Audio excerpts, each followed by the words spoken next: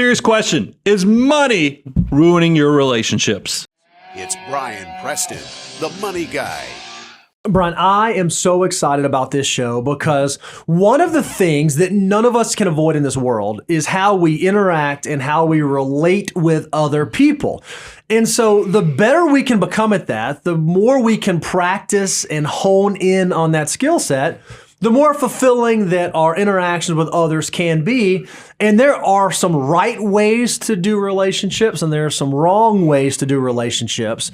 But when you throw money and finances in the mix, it tends to jumble it all up. So we're going to try to give you some do's and don'ts in that world today. I'll tell you one relationship I'm struggling with right now, Bo, is our relationship with Instagram. So I wanted to do a really quick PSA for anybody who either has a cousin that works at Instagram, or maybe you work at Instagram, or you got Mark on speed dial. We need somebody because, look, this is going to take 2 seconds for this PSA. We are not on Instagram right now. If you go look for the Money Guy Show on Instagram, you're going to see all the impersonation accounts that are out there. Yep. By the way, we've been reporting them. We've been applying for verification. Instagram just looks down their nose at us through their small glasses and like, no, we don't think that you guys should be verified. You're just not to the point. So we're like, okay, that's all right. But here's where things get a little crazy. Our account got shut down for being an impersonation account. So somehow Instagram took the word of the crooks, the spoofers, the impersonators, and got us kicked off.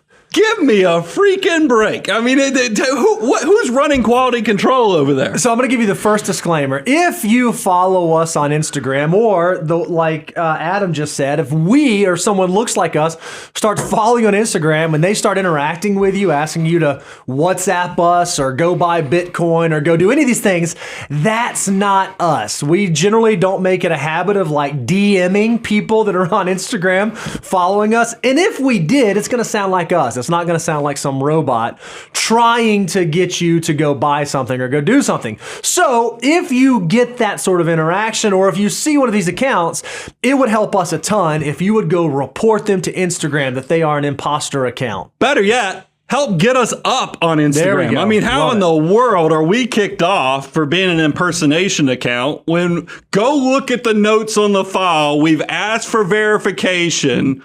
Ridiculous. Doesn't bode well for quality, quality controls over at Instagram right now. And so maybe you are out there and your relationship with Instagram isn't the one that's strained, but maybe there are some relationships in your life that are strained, or maybe you just want to figure out how to be better relationally when it comes to interacting with other people. Well, one of the things that we absolutely love here at the Money Guy Show and at our firm Abound Wealth that we actually used to make required reading for new employees is whenever you came here, we would tell you one of the best business books you can read, one of the best life books you can read is a book by Dale Carnegie titled How to Win Friends and Influence People, because it's fantastic in walking you through how relationships work and how you can live relationally well. So, Bo, here's the thing. We know, I love this book. You've actually read this book.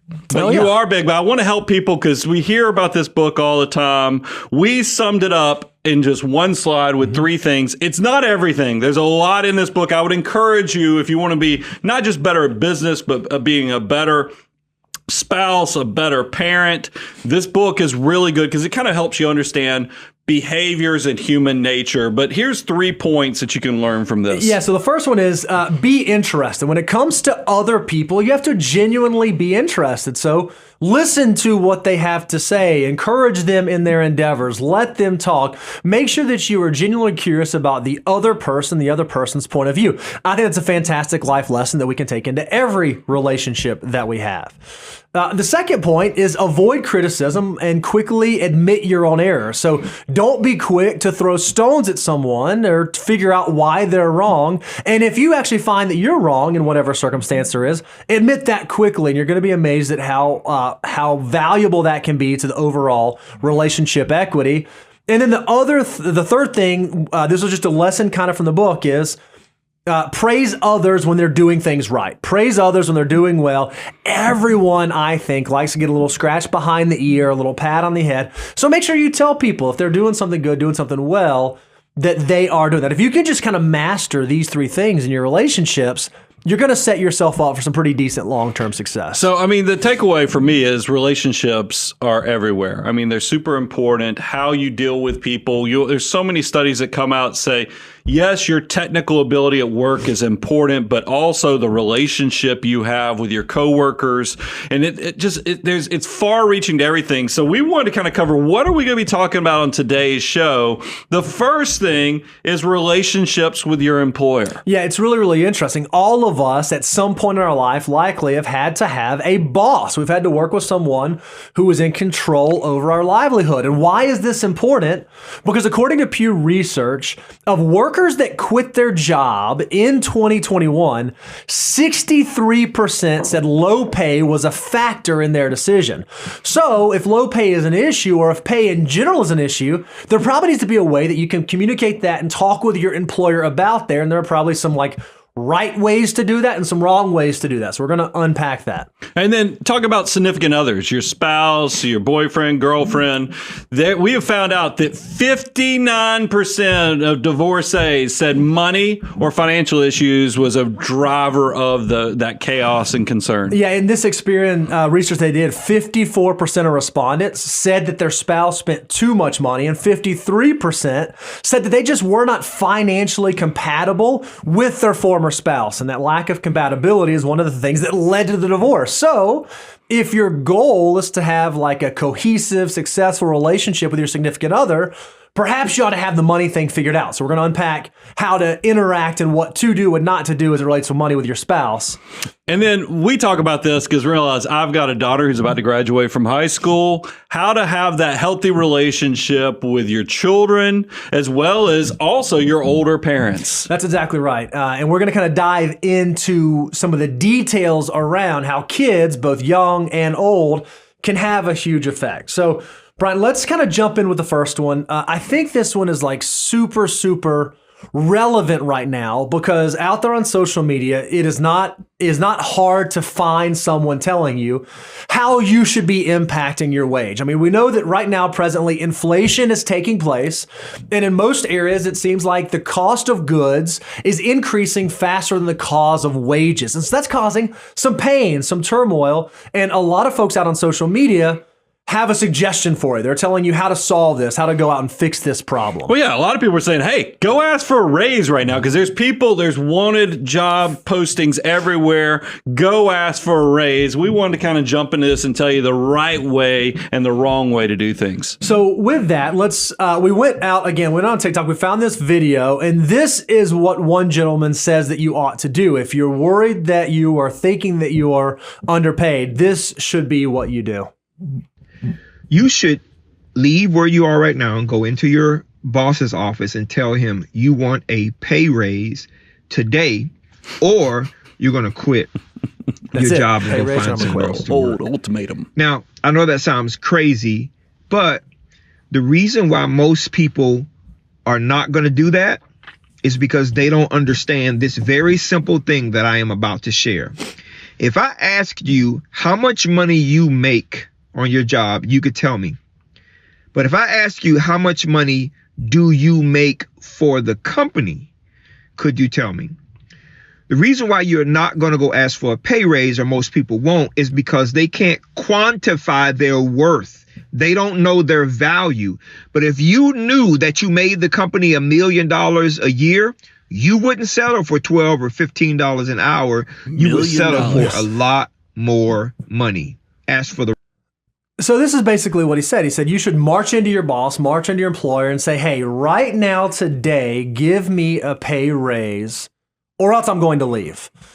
Yeah, that gives me a little pause because it's just I always think about the golden rule: treat others like you want to be treated. I have found when you go in with force, sometimes instead of getting capitulation or somebody saying, yeah, I agree with you, people actually dig in and actually give you, they meet force with the equal amount of force. And that's just not a good situation. So let's go ahead and talk about what not to do and what to do, because I put ultimatums as definitely something that you're going to see it fall on one of these lists. Yeah, so here's sort of the first thing to do. When you're thinking about your compensation and your pay, here's something not to do. Don't assume right off the bat that you are indeed underpaid, because there's a chance that you may not be. There was a survey done, and what they found is that most workers, most folks feel like they're underpaid. And what I think is really interesting about the chart on here is 100% of the respondents that were proven to be paid above market value for the position that they had. Of that 100% of respondents, even 35% of those folks felt like they were underpaid for the position in which they were operating. Well, think about it. I mean, because we've seen the data behind this. The column, each one of these columns, paid above market, paid below market. Each one of these is 100% of the answers.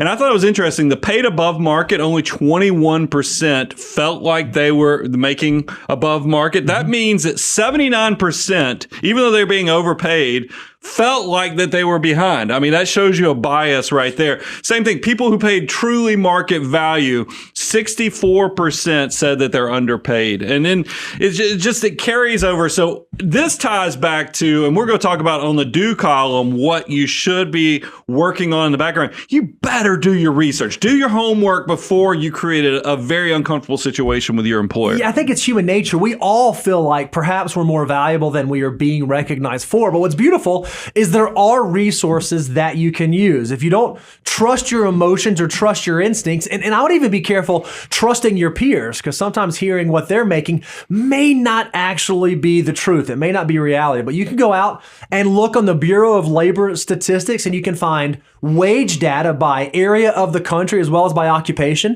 You can go out on Glassdoor and look for reviews on compensation. And then for tech employees specifically, there's actually a resource called Blind where you can go out and see what people are being compensated for similar type roles. So if you are someone who has a feeling that perhaps you're underpaid, go do your research to equip yourself well before you just make that assumption. And this is just to confirm something I've already kind of nudged on, is don't create that ultimatum. I mean, because as I've already shared, you're going to, if you come in with force, you will be greeted with force. And that's just not the way you get to compromise. That's not the way you get to happiness.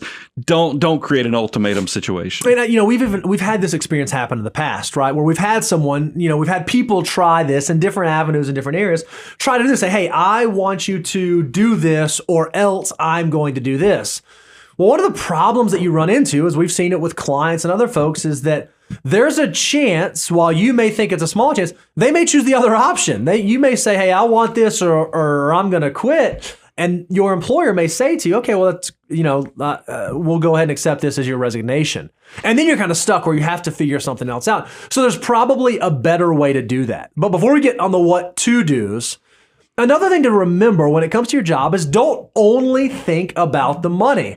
Obviously, money and compensation and wage is going to be a huge factor in whether you take a job or whether you stay in your current role, but don't make it the only factor you consider. You should think about things like your overall general happiness. You should think about the office culture. Do you have work-life balance? Perks that may not show up on your W-2. And Brian, you have some personal experience with this where you've made financial decisions in the past for job opportunities that were perhaps different than the cultural opportunities that maybe would have had more value. Well, also, and I think about it from a leadership standpoint, when I was, in public office back in Georgia, it made me so sad when I saw police officers leaving. They had paid pensions, or no, actually, because the pension was 5-year waiting period. And I remember seeing people who were leaving after 4 years of service for $1,500, $2,000 in another municipality. And I was like, they're walking away from a pension, being vested in the pension by just being there another 2 to 3 months. You need to really pay attention. Bo already said it. Happiness means a lot. Pay attention to the benefits. Also, opportunity. Yeah. Do you know what breaks my heart is we've had people we've offered positions to, and you find out they took another opportunity somewhere else for $1,000 or $2,000, and they're going to hit the ceiling ceiling Very within quickly. 2 to 3 years, whereas they have a full career trajectory somewhere else, including what we've looked at. Pay attention to that stuff. It matters. And that's probably a good pivot point to now talk about what to do. Sure.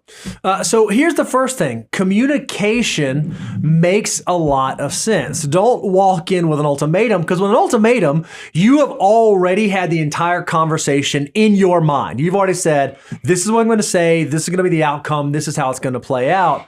Well, you didn't give the other party an opportunity to participate in that conversation. So there's a really good chance you're not setting yourself up for long-term success. Well, I went and watched way too many Instagram and TikTok videos on this.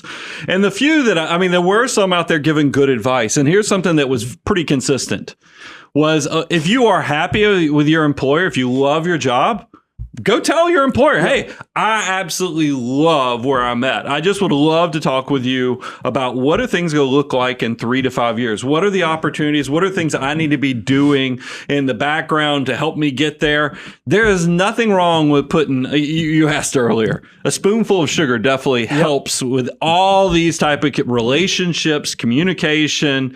Just be open with your employer about what you're thinking. That's going to work so much better than an ultimatum will. Even 82% of respondents to the earlier survey who knew that they were being underpaid for their position, but their employer communicated it to them why. Perhaps it was an opportunity thing, perhaps it was a flexibility thing.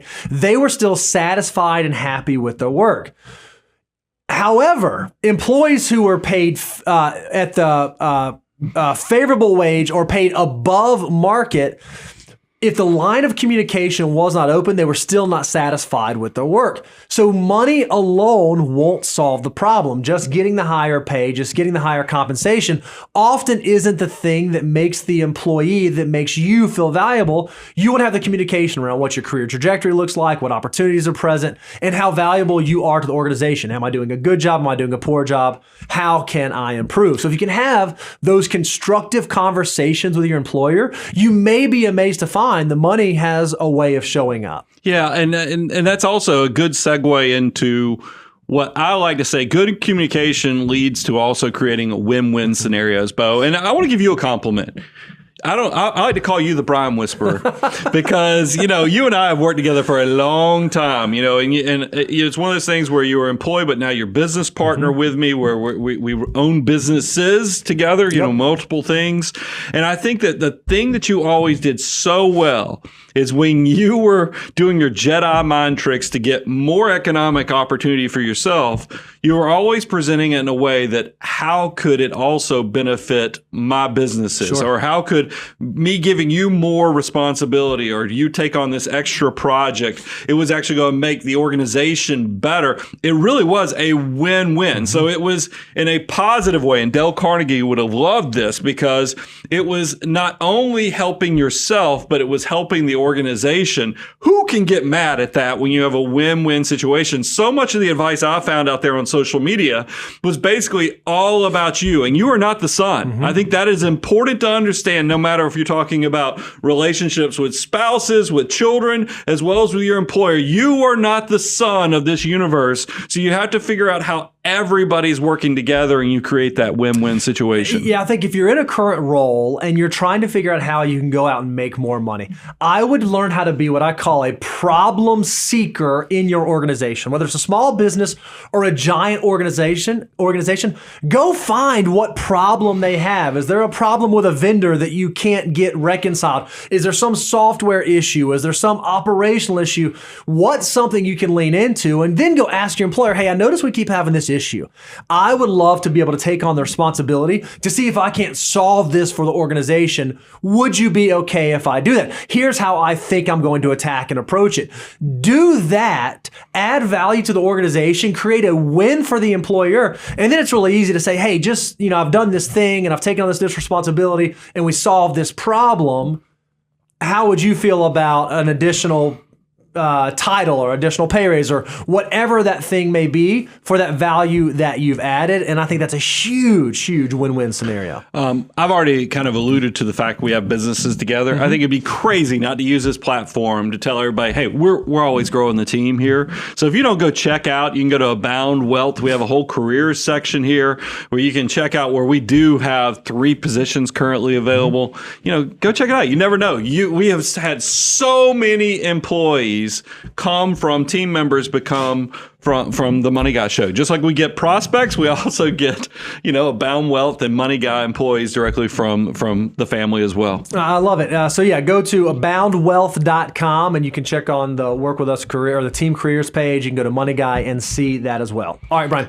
So we've talked about the employer, how to have a conversation with your boss or with your employer about finances and not allow it to ruin that relationship. Well, now let's talk about one that's a little more intimate, a little bit closer. What about our spouses and our significant others? Generally speaking, it's the person in this world that we tend to be the closest to, and money is an issue and can be an issue if you don't approach it in an intelligent and well thought out way. And by the way, there is lots of bad advice out there on this. Let's start off with one just to get everybody's appetite. Okay, so you just went and bought something and you got a receipt, but you're afraid your wife's going to find it in the trash. So just do one of these numbers right here. Look at this. No evidence. So for those that are listening to this on the podcast, I guess this is giving you a hack on receipts too. I mean, so this individual in this TikTok video turned on their stove, got it really hot, and then took a receipt. We've all seen the receipts that you get about at any retailer. When you put those near heat, they turn black.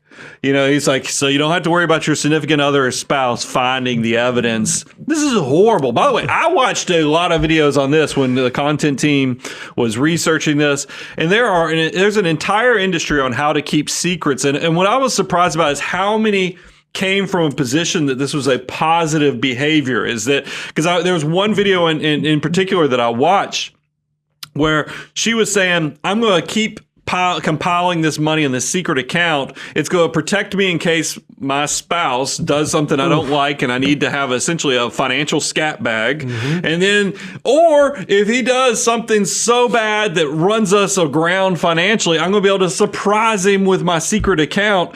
All of this. And I was like, this is horrible advice, because as two people, we are probably the primary, we're the nerds of the relationship. But that doesn't mean just because we're the financially curious, we try to make sure we communicate and keep our spouses on the same page, because it's just not right to keep the other half of your relationship, the person you're the closest to, in the dark about what's going on financially. I'm just kind of curious, Brian, if you went home today and you pulled out your trash can and you looked down and you saw a bunch of charred black receipts, would that not immediately raise some red flags? Would that not? How about the fire hazard? Yeah, what if you burn down the house because of your receipt That was what I here? thought the fight with the spouse was going to be. He sets it on fire, loses it, the kitchen goes ablaze. Yeah, this probably isn't the most prudent way to navigate doing financials with a significant other. And we already gave you this stat. 59% of divorcees say that money or financial issues played a role in their divorce. 54% said that their spouse spent too much money. It's not our problem, it's their problem. And 53% said we're just not financially compatible. When I hear financially compatible, I hear they don't have the same goals. They don't have the same why. They don't have the same purpose behind what they're doing with money. That's going to be a problem, because it's hard to set yourself up for long-term success if you are completely not on the same page. So we want to walk through some what not to do's to hopefully help you avoid not being on the same page. We'll walk through some what to do's to get you on the same page. Here's the first what not to do. Don't be completely ignorant about your financial situation. If you're someone who just buries your head in the sand and says, oh, well, so-and-so will take care of it, perhaps that's not the best place to be. Or if you have someone who that's their inclination, that's their tendency to just bury their head in the sand, perhaps you should not let them do that. We see it all the time where a marriage dissolves or a spouse passes away, And the spouse that's remaining, or the spouse who was the divorcee, is like, I have no idea what's going on. I just trusted them. I thought they were doing this. I thought they were taking care of that. You have to make sure that from a financial perspective, both you and your significant other have an idea of what's going on and why it's going on. If you're not doing that, then you're kind of setting yourself up for a lot of risk. And there's tools out there that will help with that communication. We'll cover that in a minute. But I want to talk about something that I was surprised as we were doing research for the show. 19% of couples have financial secrets and secret accounts. I mean, if you do the math on that, it's 1 in 5. I mean, that is really close to 1 in 5 are keeping secret accounts from their spouses. Yeah, that's sort of terrifying because we're doing our content prep and we're like 1, 2, 3, 4, 5. That's common. Yeah. And I was trying to think, like, I can't imagine.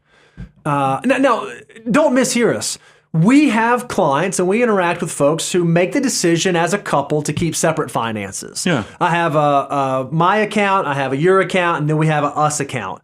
That's not what we're talking about here. We're not talking about making the decision to have separate finances. This is folks who are literally hiding accounts from their spouse or their significant other that they don't know about. I just don't think that secrets in those kind of relationships ever turn out well. I don't think that leads you to a good place, most likely. I thought it was another thing we put up here, and this is something that it puts me back to a past event when you first got married. We had some funny content of how much you were going to do things, and I think it was interesting. You thought on the honeymoon y'all were going to be having conversations about money, and then she was like, she spent $15-20. She was going to have to get permission. $40. $40. $40 is going to be our check-in number. So her shampoo probably cost more than that, but it's one of those things where I think it is good advice to be careful telling your partner what they can and cannot spend. Essentially, being the overbearing financial spouse probably is not going to work well, because once again, in relationships, force is met with force, and that creates conflict. There's got to be a better way to have those productive conversations. Here, this is gonna be like a little self-reflection here, Brian. My wife and I don't necessarily like spending money on the same things. She likes spending money on things that I think are kind of silly, right? Whether it be like, fingernail things or eyebrow things or whatever the things are that she spends her money on. That's okay. If she has value, she places value on those things. It's not my money or her money. It's our money. I have to be okay that her consumption behavior is different than my consumption behavior. So I don't want to lord over her. No, you can't go do that thing or buy that thing or have that thing. I have to be reasonable, but we also have to be reasonable around what we're doing on our saving side. So she can't lord over me. Hey, stop saving money. Hey, stop doing it. It has to be a mutually communicative interaction, and that's what sets you up for long-term success. Well, you just nailed it. Let's if you pivot over to what to do, you've got to have good communication. If you want to get buy-in, one of the best things to do is have open conversations about this. I mean, one of my favorite things is to go on a date night and talk about, hey, what do we think we're going to do over the next year, 2 years, 5 years as a couple? You can have open dialogue, big picture discussions that can actually be productive, romantic, and also keep everybody on the same page. I love it. And part of that talking about money, part of having those conversations is acting like a team. It's not uncommon, Brian. It's really interesting given all what's going on in the world. But in the past, we're obviously financial advisors. The way that we get paid is based on helping our clients manage their financial affairs. And basically, yes, well, the market goes down. It's not uncommon for compensation to go down, for personal income to go down. And like most folks, when your income decreases, you have to have a conversation with your spouse. But hey, maybe this month we're not going to do that thing. Maybe we're not going to take that trip. Maybe we're not going to go out to eat as much. Maybe we're going to tighten the belt. Maybe we're going to fill in the blank. Well, you have to do that as a team, and you have to make sure that you're both on the same page, working towards the same common goals. If it's not a team, it's going to feel like a dictatorship. I'm telling you what to do and you're following me. No one wants to be inside that type of environment. So as you're having these conversations, make sure both parties have an equal voice. Make sure both parties are able to communicate what they value, what money means to them, what they want to spend. And if you can do that, you're going to be amazed at how highly aligned you can be as you move along in the journey. And don't forget to use tools. I mean, like setting up a simple budget for your family and having the conversation of each one of the spending categories could be really helpful in that open dialogue that you're having with your spouse as well as teammate. And then you ought to also plan for the future, right? So obviously a lot of the conversations we have with our spouses or significant others about present day spending. What are we spending money on today? But you also have conversations about, okay, how much are we going to save? 25%, obviously, because we're financial mutants.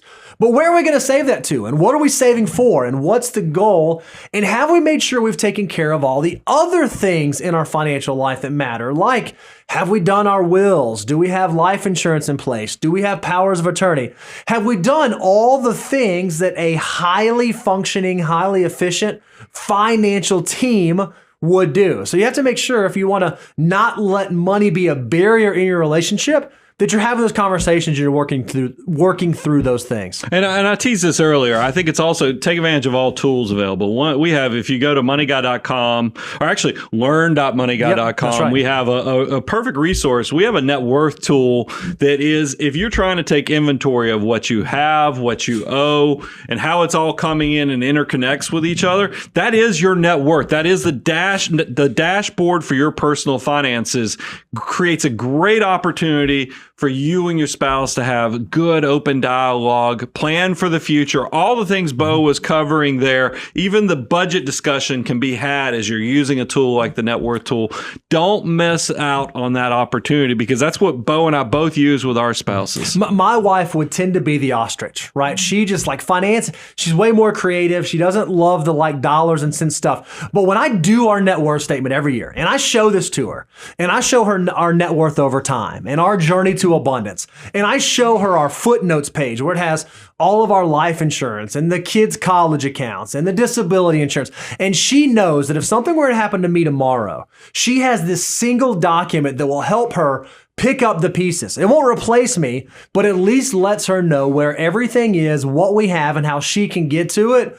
I can just see a sense of relief wash over her. Now, the good news is if I don't disappear tomorrow, if I'm not taken off this earth, it's really exciting for me to show this, say, hey, babe, look at where we were 2 years ago, where we are today. Yeah. Look at where we were 5 years ago. Can you believe this is what the journey's looking like? Look how much closer we're getting to that end goal. Look how much closer we're getting to that big, beautiful tomorrow. That's how I get buy-in from her on that. Now, she makes the joke, oh, I can't wait. We're going to be 90 years old and be able to spend all this money one day. There's a balance there, but it at least allows us to have that conversation. It can be very affirming, that's for sure.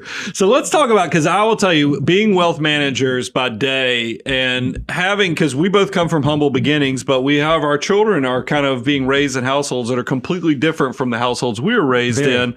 Money and children and the relationship that all that creates can be scary, because I think that a desired difficulty. We if you read any of Malcolm Gladwell stuff, look, don't mishear me on this, but it is. I know a lot of people that growing up from humble beginnings actually puts a fire in your belly. I think people who have children who are financial mutants and you're wired differently, where you are a builder of wealth versus a consumer of wealth, you're worried that your kids are going to be complete disasters. So we went out on social media and we found the case study of what you are petrified of.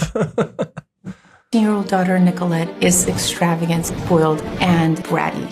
Nicolette is beyond entitled. I have these 2 Chanel wallets. This one's my favorite because it really goes with this purse. I've raised a true Beverly Hills brat. I could definitely say we're quite affluent. My mom raised me with everything I've ever wanted, and she needs to continue. It's the only life I've ever known. Nicolette has always had the best of anything and everything. I went to amazing schools. I had a driver, I had a nanny, personal trainers. At a very young age, Nicolette had her own credit cards with absolutely no credit limit. Some months her credit card bills would be $10,000. Oh, I just paid the bill. No. Nicolette had an allowance of $5,000 a month to cover her expenses. I love designer clothes and shopping on Rodeo Drive just because it's so fun. I have some $5,000 Chanel bags, a couple of those. This is my favorite bag. It's a Celine micro luggage tote. I keep it on a chair because it's just so special. I gotta stop. It's I about can't watch $3,000. anymore. We gotta stop this. That's That's too much. That's unbelievable, right? So if you are someone who's had success, if you are someone who's been able to build up an army of dollar bills, but you have young kids,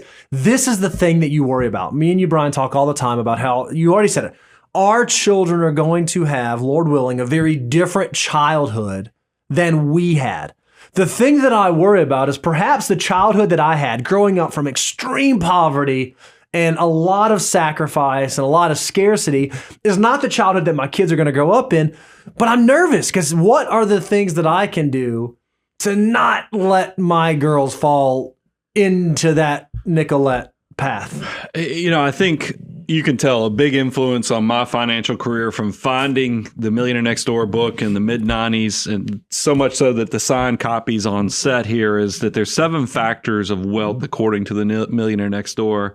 And I think it's very interesting that 2 of the 7 have to do with essentially children and money, because number 4, their parents did not provide economic outpatient care. Number 5, their adult children are economically self-sufficient. And just so you know, economic outpatient care, that's that parents aren't providing for adult children. So if you're not familiar with what that terminology is. I think this is showing me that you can love your children too much. You actually cause damage.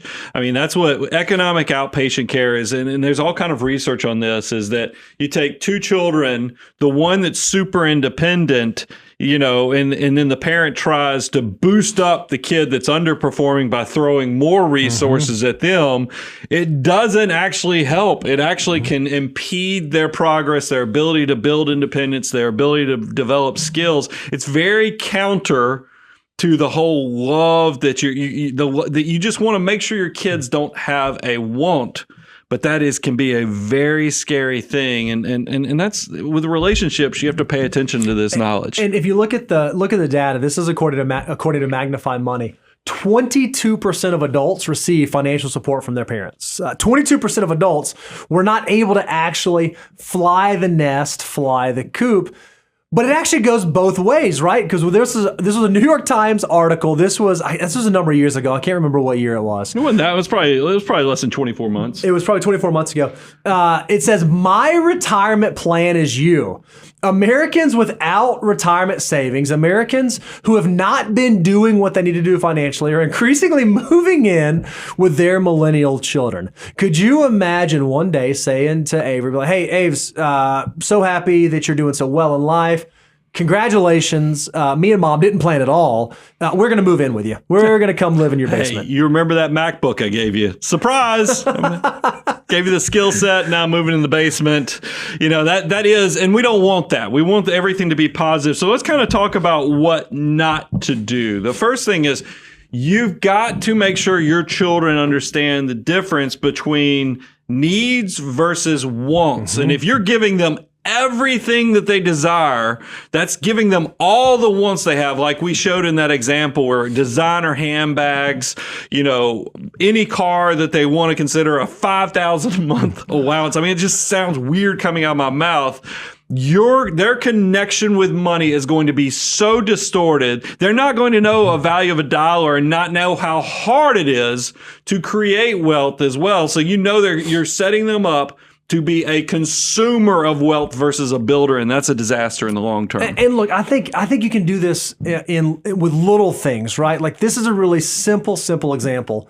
When we take our girls out to eat, when I was a kid, I got water. Like, there was no drinking Sprite or soft drinks or orange juice or fill in the blank. We drank water. Now, my parents did it not for the health factor. They did it because it was cheap. It was like the less expensive thing. I try to do that same thing with my girls, right? When we go out to eat and they say, "Hey, would you like to drink?" I say, "Oh, you probably want water," right? One, it's healthier for them, not all sugar, all that kind of stuff. But I also want them to recognize it. Just because we could afford to buy them a soft drink every time we go out to dinner or every time we go to lunch doesn't mean that we should, because I want them to understand that there are economic ramifications to making those kinds of decisions. Well, scarcity is your friend in some ways. I mean, I always think about, in my neighborhood, I look at the cars that the kids are getting, and I'm like, where do you go from here? It's because insane. if you start it nice, like a brand new F-150 or something like that, what are they building for? One of my favorite things is I started off with a jalopy.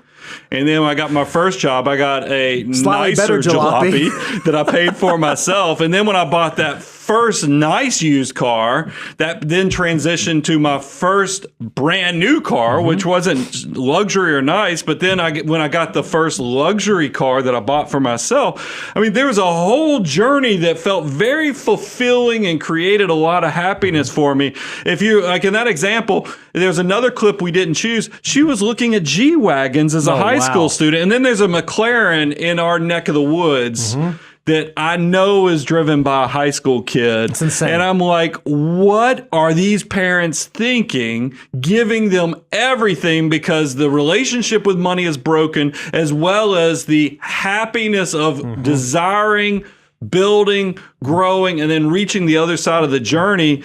That's not going to be there. You have nowhere to go but down. So here's another what not to do. And this is going to be a little counterintuitive, specifically coming from the Money Guy show. Don't make your kids save all their money. Yeah. If you're doing that, you're actually setting up another type of unhealthy relationship with money. Money is a tool to allow us to do the things we want to do. It allows us to do the things we want to do now, and it allows us to do the things we want to do in the future. Well, if you're just forcing your kids to save every dollar, save every dollar, save every dollar, they're probably naturally going to rail against that. They're probably naturally going to say, I don't like this savings thing. I'm being forced to this.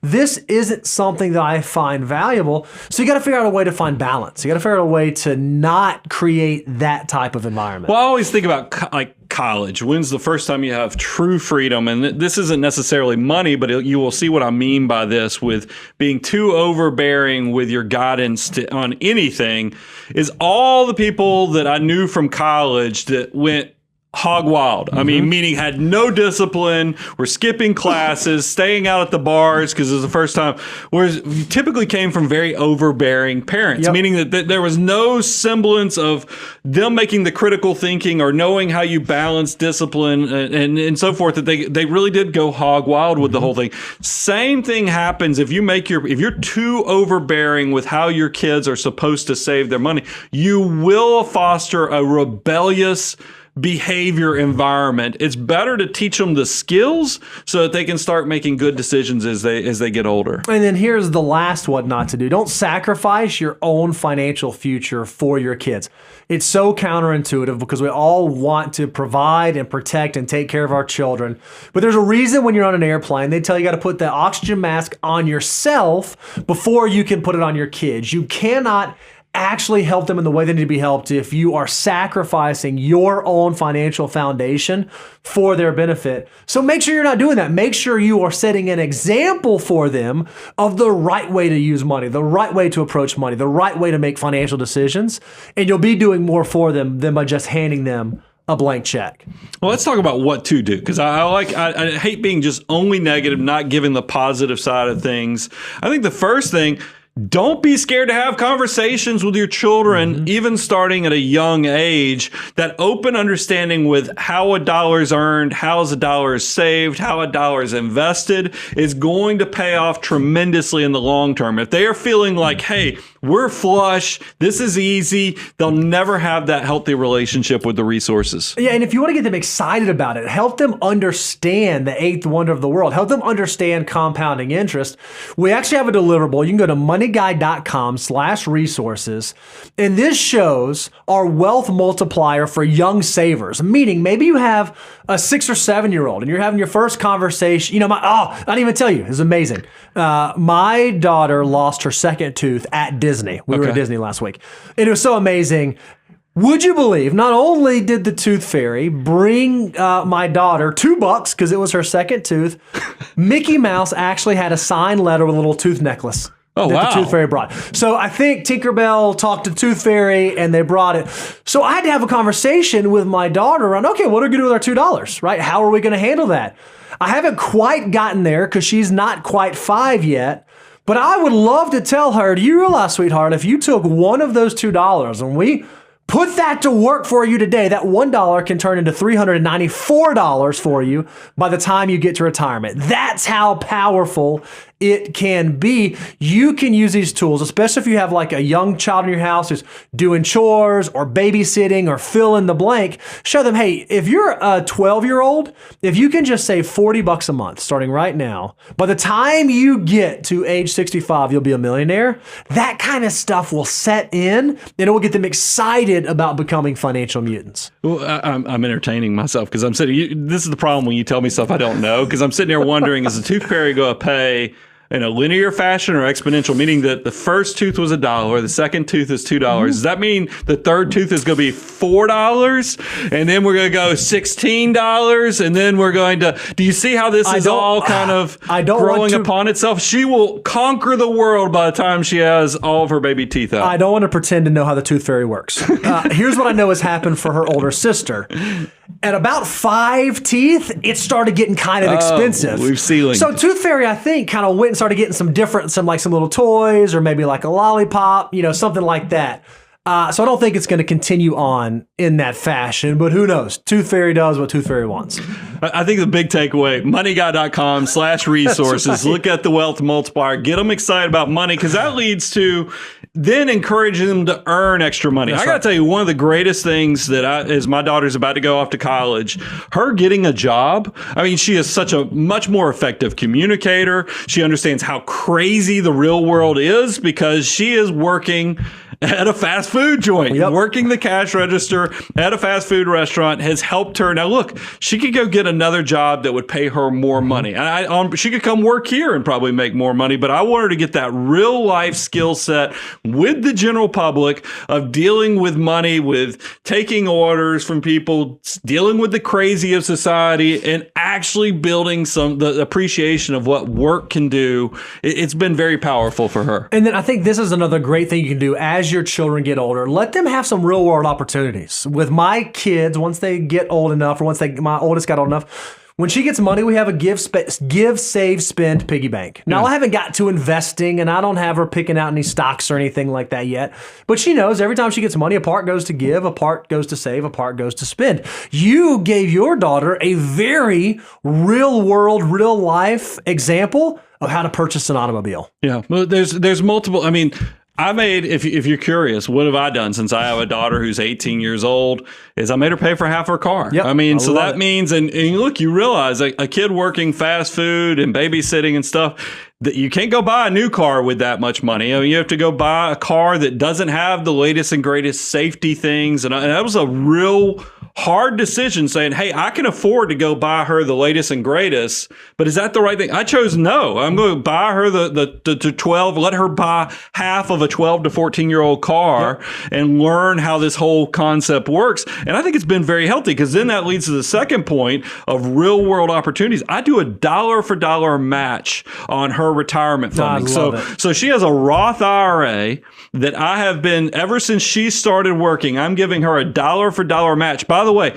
just 2 days ago, we put another $1,500 in that account. Awesome. And that money, if you take that wealth multiplier, if you go to moneyguy.com/resources, it's going to be worth a fortune. I mean, I am so excited for her that she already has 5 figures in her Roth IRA from just doing before this she even leaves strategy. for college. Yeah, she's not That's even in awesome. college yet. And it's all because I've encouraged, and she actually seeks this out now. I mean, if I owe her money or something for something she does, she'll be like, hey, why don't we just consider that part of my Roth contribution, and you go load up the other half and let's make it happen. That is teaching real world skills that will serve her well for the rest of her life. Here's the thing, guys. In the world in which we live, we cannot avoid dealing and interacting with money, and we cannot avoid dealing and interacting with relationships, whether that be a relationship with our boss, with our significant other, or with our kids. And when money gets involved, it can get messy. But if you can be a financial mutant, you can take some of these what not to do's and don't do them, and take some of these what to do's and apply them.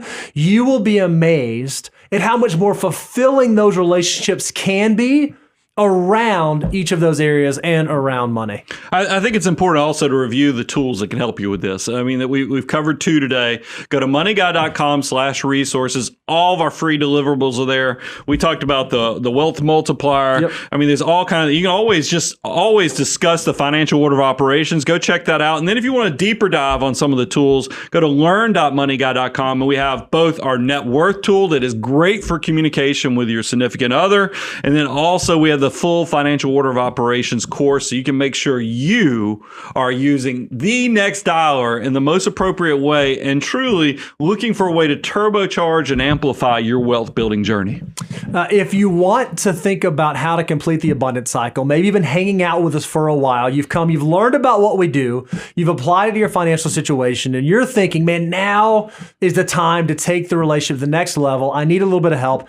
We would encourage you to remember the team that planted those seeds. Go to aboundwealth.com. We have the best financial planning team in the entire world. We'd love to be able to connect with you. Or maybe you're looking for a career opportunity in financial reporting or financial associate or financial advising or operational. If you're interested in potentially joining the Abound Wealth Money Guy team, go check out our career pages. We would love to talk with you.